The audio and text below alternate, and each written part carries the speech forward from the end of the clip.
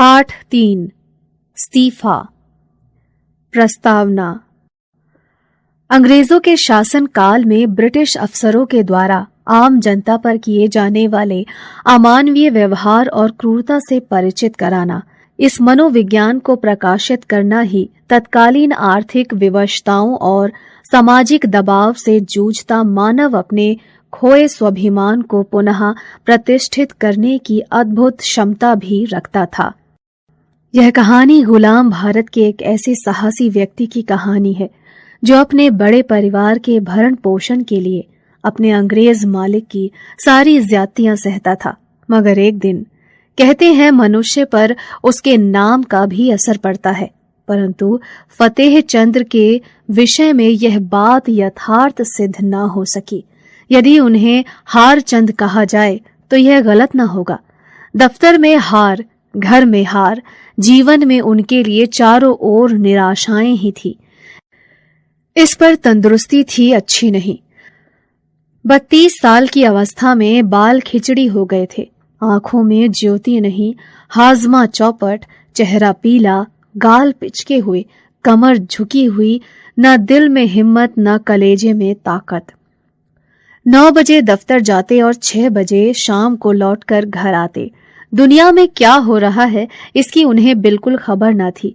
उनकी दुनिया एवं लोग परलोक जो कुछ था दफ्तर था। वे नौकरी की खैर मनाते और जिंदगी के दिन पूरे करते थे।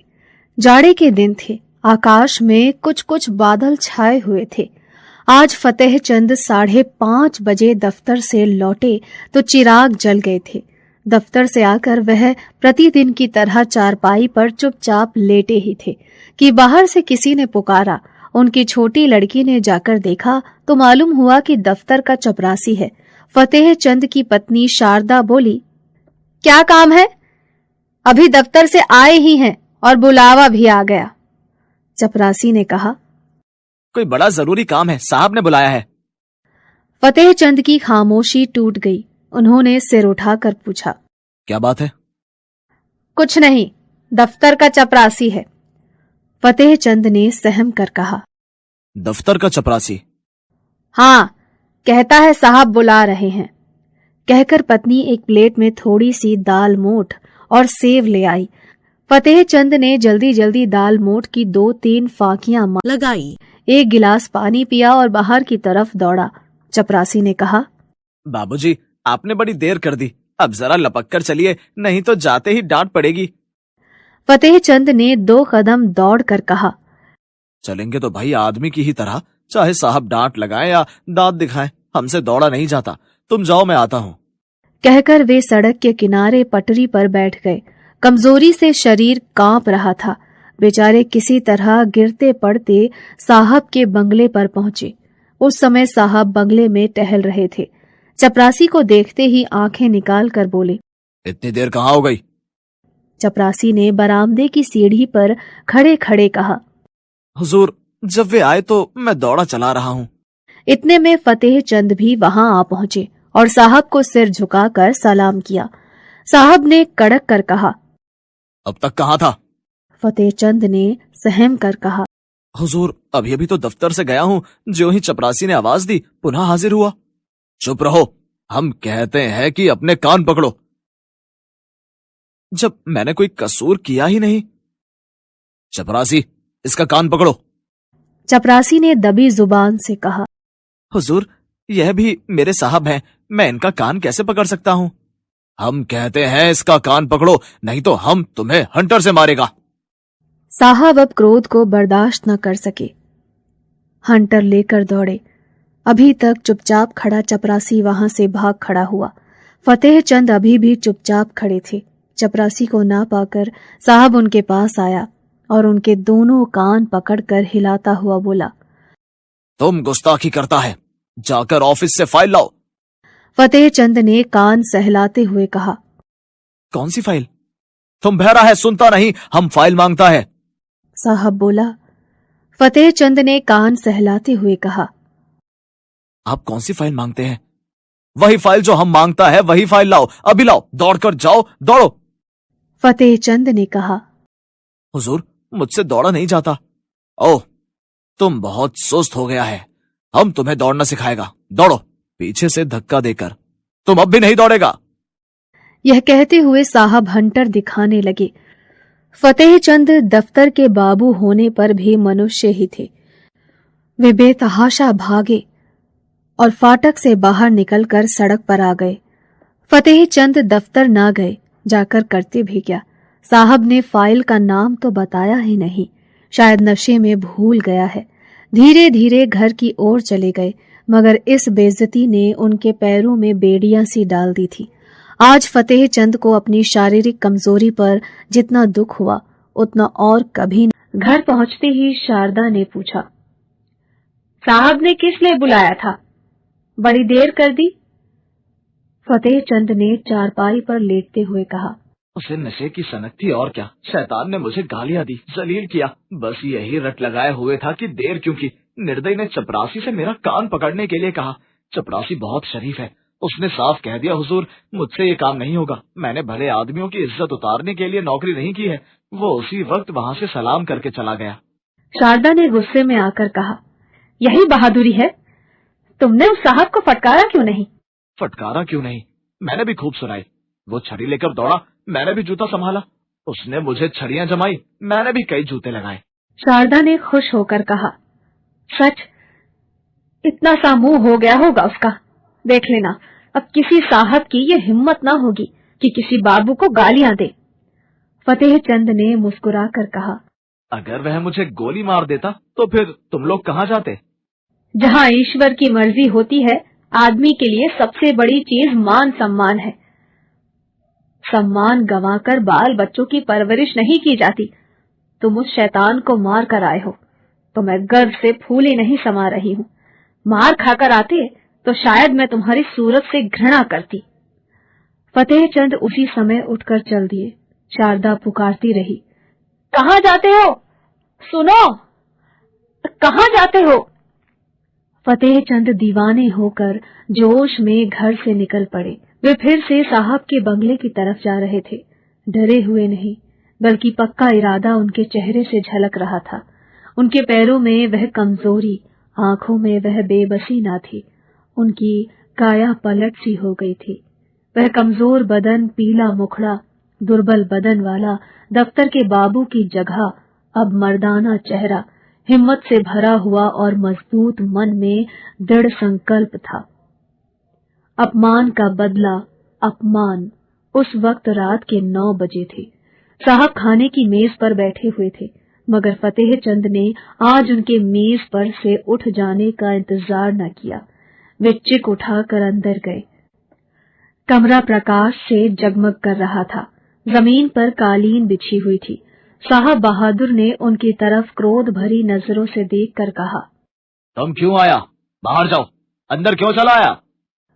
फतेह चंद ने खड़े खड़े डंडा संभाल कर कहा, आपने मुझसे अभी फाइल मांगा था, वही फाइल लेकर आया हूँ। खाना खा लो तो दिखाऊं? साहब सन्नाटे में आ गए। फतेह चंद के चेहरे पर पक्का इरादा झलक रहा था। साहब समझ गए, यह मनुष्य इस समय मरने मारने के लिए तैयार होकर आया है। ताकत में फतेह चंद साहब के पासन में भी नहीं थे, लेकिन यह निश्चय था कि वह ईंट का जवाब पत्थर से नहीं बल्कि लोहे से देने को तैयार है। हाथापाई करने में यद्यपि साहब के जीतने में जरा भी संदेह नहीं था, लेकिन बैठे बिठाए डंडे खाना भी तो कोई बुद्धिमानी नहीं है। अगर मारते हैं तो मार खाने का भी डर है। उस पर फतेह चंद पर मुकदमा दायर हो जाने का अंदेशा। माना कि वह अपने प्रभाव और ताकत से फतेह चंद को जेल में डलवा देंगे, परंतु परेशानी और बदनामी से किसी तरह ना बच सकते थे। एक बुद्धिमान और दूरदेश आदमी की तरह उन्होंने कहा, ओह, हम समझ गया, आप हमसे नाराज हैं। हमने क्या आपको कुछ कहा है? आप क्यों हमसे नाराज हैं? फतेह चंद ने कहा, तुमने अभी आधा घंटा पहले मेरे कान पकड़े थे, क्या इतनी जल्दी भूल गए? मैंने आपका कान पकड़ा? क्या मजाक है? क्या मैं पागल हूँ? तो क्या मैं झूठ बोल रहा हूँ? चपरासी गवाह है, आपके नौकर चाकर भी देख रहे थे। ओ बाबूजी, उस वक्त हम नशा में था। बेरा ने हमें बहुत दे दिया था, हमें कुछ खबर नहीं क्या हुआ। माय गॉड, नशे में अगर आपने गोली मार दी होती तो क्या मैं मर ना जाता? अगर आपको नशा था और नशे में सब कुछ माफ है तो मैं भी नशे में हूँ। सुनो मेरा फैसला, या तो अपने कान पकड़ो कि फिर कभी किसी भले आदमी के साथ ऐसा बर्ताव नहीं करोगे, नहीं तो अभी डंडे से तुम्हारा सिर फोड़ दूंगा। साहब ने बनावटी हंसी हंसकर कहा। वेल बाबूजी, आप बहुत दिल लगी करता है। हमने आपको बुरा बात कहा है तो हम आपसे माफी मांगता है। नहीं, कान पकड़ो। साहब आसानी से इतनी जिल्लत ना सह सके, लपक कर उठे और चाहा कि फतेह चंद के हाथ से डंडा छीन लें, लेकिन फतेह चंद गाफिल ना थे। साहब मेज पर से उठने ना पाए थे कि उन्होंने डंडे का भरपूर वार किया। साहब तो नंगे सिर थे ही, चोट सिर पर पड़ गई, खोपड़ी भन्ना गई। 1 मिनट तक सिर को पकड़े रहने के बाद बोले, हम तुमको बर्खास्त कर देगा, इसकी मुझे परवाह नहीं, मगर आज मैं तुम्हें बिना कान पकड़वाए नहीं जाऊंगा। कान पकड़कर वादा करो कि फिर किसी भले आदमी के साथ ऐसी बेअदबी ना करोगे, नहीं तो मेरा दूसरा हाथ पड़ने ही वाला है।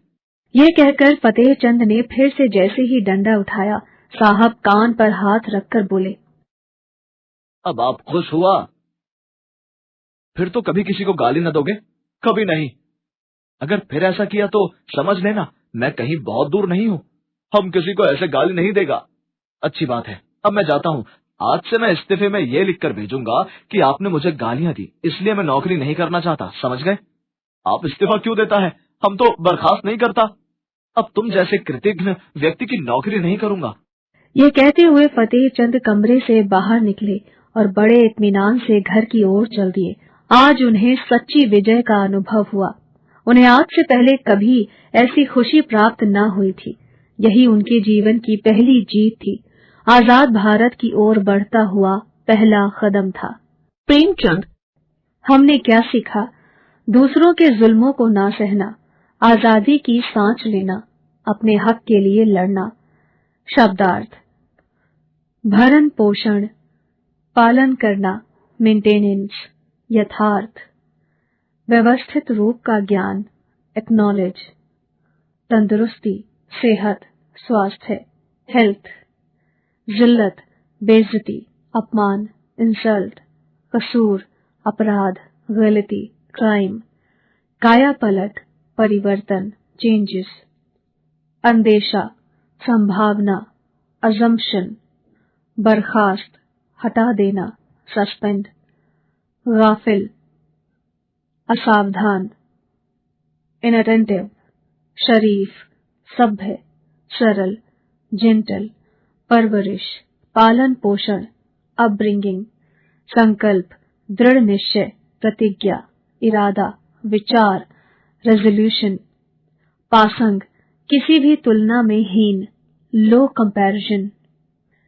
कृतघ्न, उपकार न मानने वाला, अनग्रेटफुल, बर्दाश्त, सहना, सहन करना, टू बेयर, गुस्ताखी, गलती, कसूर, फॉल्ट, बेतहाशा, ज्यादा, अधिक, एक्स्ट्रा, जलील करना, बेइज्जत करना, अपमानित करना, इंसल्ट, दूर देश, दूरदर्शी, आगे की सोचने वाला, फ्यूचरिस्टिक, निर्दयी, जिसके हृदय में दया ना हो, क्रूल, घृणा, नफरत, हेट्रेड, इत्मीनान, आराम से, संतोष, तसल्ली, सेटिस्फैक्शन, दिल लगी, हंसी मजाक, चीयरफुलनेस, बेअदबी, बदतमीजी, डिसरिस्पेक्ट, इस्तीफा, त्यागपत्र, रेजिग्नेशन।